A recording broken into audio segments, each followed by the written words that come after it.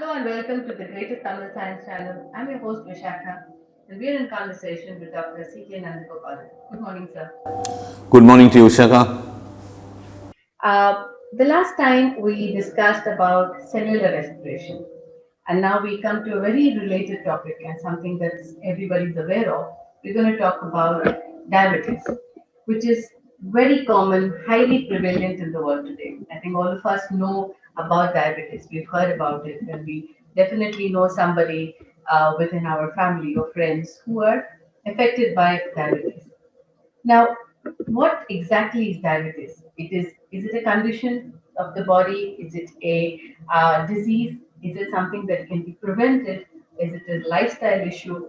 I think as we go deeper into this, we'll get a more understanding and are really less clear about what diabetes is and how we can actually combat this condition, how we can take care of ourselves. Because diabetes doesn't affect one part of the body. It just affects the entire body. Every function of the body is closely related to diabetes because it's a metabolic disease. So, sir, what exactly is diabetes? Before we go into the types, etc., can you explain us what is diabetes, the condition called diabetes? Diabetes is, in pathology, it's called diabetes mellitus. Okay? That's a word for it. And then diabetes is a variation in your glucose metabolism, which is away from the normal pathway of the glucose mechanism, glucose metabolism mechanism sets inside. We can call this as a not a disease, we can call this as a disorder. The order of glucose metabolism goes into disorder. You can take it that way, you know. If you're going to play with language around, you're going to scare people. So, diabetes condition, it's a diabetic condition, what do you call it?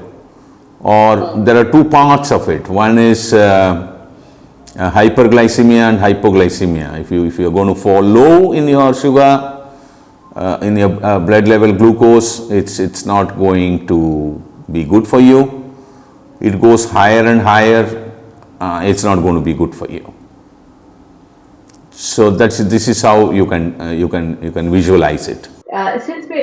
Since we're talking about diabetes as a condition of the body, is it a condition that's supposed to be permanent, or is it reversible through medication or through food habits or through lifestyle?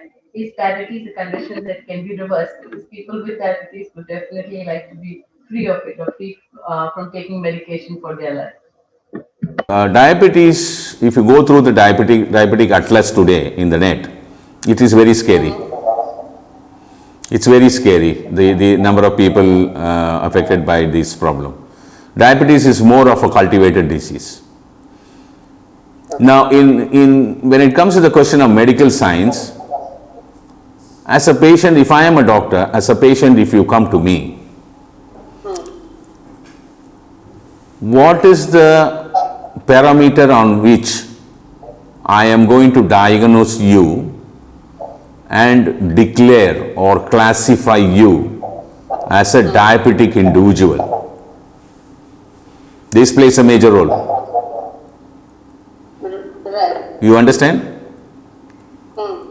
You just come to me, I just take a blood test and I see there's something this number, more than this number, you are diabetic. Okay, I write medicine and give it to you. Within 5 minutes, all over. That's what is happening. Is it that way? It cannot be, because bringing human chemistry under numbers are very difficult. But still we follow the regime. Okay? You follow this? Yeah, definitely. Yeah. So who has come out with this number? How can this number be the same globally? Okay, we'll come to the other side. If 20 years of age, your postprandial can be 140. When you grow 50 years beyond and you come to 70 years, Can I expect 140 as a postprandial? No. It is like you buy a car and drive it from 0 to 25,000 kilometers, it behaves fantastic. After driving that car for more than 2 lakh kilometers, will it give the zero mileage performance? No, definitely. The normal basis of what is normal will change with age. Then how do you expect the human machine to work the same way as zero mileage? Correct? And both blood pressure and this hypertension, whatever you call it, and then this diabetic condition or glucose level, the sugar level in your blood sugar, is a variable condition. You restrict it to a number and you expect the same number at the age of 15 and you expect the same number at the age of 70, 75. How is it possible?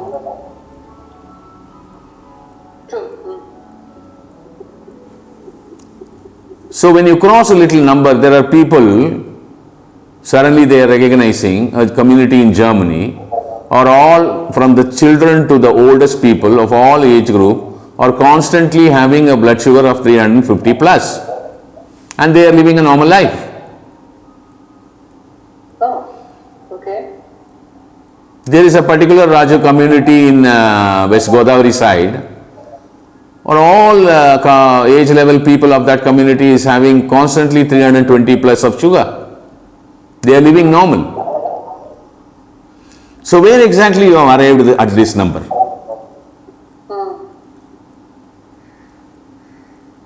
It is not, as you said, it is not good for all parts of the body and all that.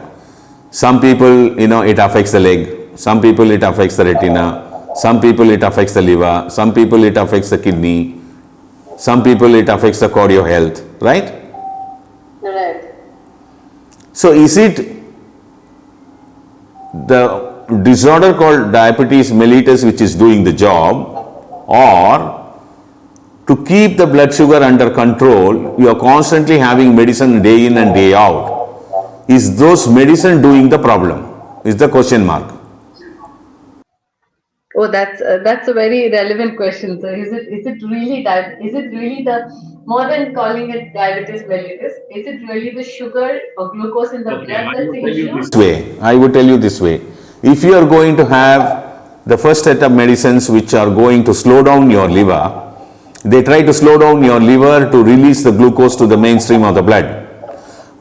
These medicines, they choke the entire liver, the entire function of the liver. If you're going to do that, then the vascularization part of the liver is, at a stake. If that's going to be at a stake, then your blood supply to the legs are going to slow down. Then the skin start getting blackened up. Then the diabetic foot sets in. Is it because of diabetes now, or is it because of the diabetic medicine? That's definitely because of the medication. Yeah. So where is the number? Number plays a lot of role. So, we have the brilliant educational curriculum called MBA. Right. These top institutes, MBA comes into corporates and they put screens after screens after slides after slides. Every year they go on showing pictures that this amount of percentage of sales should improve, this many millions of rupees or dollars has to be the profitability to the company, projected balance sheet, this, that. They go on. Something like that has happened in this field also. They want to sell more and more medicine, they want more and more patients.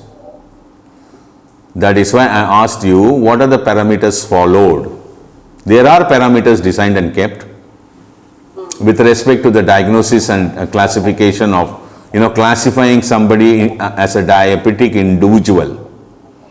Is that exactly happens is the question mark. So my next question to you would be, what are the parameters we should look at other than one single number says this is the glucose level in your blood? What is it we should be really looking at to classify a person diabetic? and to take action really is action, because as you give an example, there are people with high blood sugar levels but are leading a normal life and it's not affecting them. So at what point does it really start affecting a human where intervention in terms of medication or something is really required? What is it that we should measure? First of all, you should understand one thing, that what is the, lifestyle that we have adopted to ourselves. Do you move around? All of us have become lazy. People feel doing household work is a disgrace. They want to sit with their computers, touch phones. Children don't go and play. Nobody does household work. Nobody cooks nowadays. Where is the body movement? Where is the exercise? What about your food? Highly processed food, buying outside food and eating. You are not spending your energy at all. More and more you sit at home, more and more you tend to eat and drink juice. Too much of snacks. Where are you spending all this? So definitely your sugar level tends to go up, right? Yeah? So what is the way out? How will you analyze yourself? At what point you need to go? Okay, when we come to the question of glucometer at home, sometimes they have 30% variation. The medical science itself says capillary blood should not be taken into account.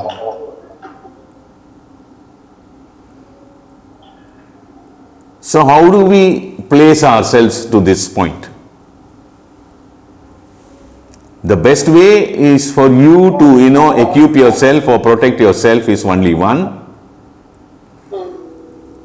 is to make sure that you are conscious about what you are eating. Your daily lifestyle should be properly designed by yourself to live a healthy life. Those people who are born in 1930s and 40s and 50s or living now at the age of 70 plus, 80 plus and 90 plus, most of them are not having diabetes. Do you agree to this? Yeah, sir, yeah. The really old people, the ones in their 80s, etc., they don't have it. I think it's the 60s, 40 to 60 age that is probably the highest number. Why the diabetes have not touched these people who are born in 1930s, 40s and 50s? That is because of your chemical world. Chemical way of agriculture. Chemical based agriculture. Pesticide based agriculture is taking a toll on us. Plus, parameters are not followed to classify you as diabetes, showing more numbers. We want more and more people to buy medicine and eat. So we want more of this disease. Simple. So actually it's related to this question a little bit. So what are the types of diabetes, if at all we should classify a person? We hear type 1, type 2, and there's gestational, there's diabetes in children. What are the different classifications really of diabetes, and what is it we need to take care of while really classifying a person saying this type of diabetes? Or today it's just one standard diabetes, but what are the classifications we can look at? See, diabetes are, as you said, type 1 is there. Type 1 is nothing other than pancreas are not coming out with enough of insulin. So the transport of glucose is getting affected. Type 2 is insulin is there. They say yes, human cells are getting resistant to insulin, so the glucose are not getting transported. Gestational is a small thing. When you are when you are pregnancy, you get into higher glucose levels, which after pregnancy it goes off. after the delivery of the child. Juvenile diabetes is it's affecting the young children. They are more so type 1. It's diabetic. Yeah, but the reason for diabetes mellitus is unknown. So we play around with the mechanism inside without knowing what we are doing. How did ancient Tamil science view diabetes? Was diabetes a condition classified separately in the ancient times? They do have this problem in the pathological classification of the ancient Tamil science, no doubt whatsoever. It is called Madhumegam, that is blood sugar, higher blood sugar. It's called Neeridivu, the urine sugar, and all that. They had perfect treatment for it those days. Yeah. You have fantastic low glycemic index rice, varieties of rice were there, because after the age of 50 you move into different type of rice, breed of rice. After the age of 60 further, after the age of 70 further, and they all brilliantly used the technique of fasting to recorrect yourself. Fasting recorrects your mechanism, you know that? Yes. So you've spoken in detail beautifully Yeah. about it when we Yeah. did the video on fasting. Yes. So they had fantastic lifestyle system. When you get into these kind of things, they reverse you within no time, which we don't have it now. Yeah. We'll end our video on this note, and when we talk the next time, we're going to talk about, as Sir said, we're going to talk about the symptoms. What is it that you need to look out for before you start rushing off and check the glycometer every few months? Is there some symptoms that the body is telling you about the blood sugar levels? We're going to look at lifestyle changes. Most important thing is prevention rather than looking for cure. And we're going to look at some cure for diabetes. So thank you so much for this. Look forward to the next video. Thank you.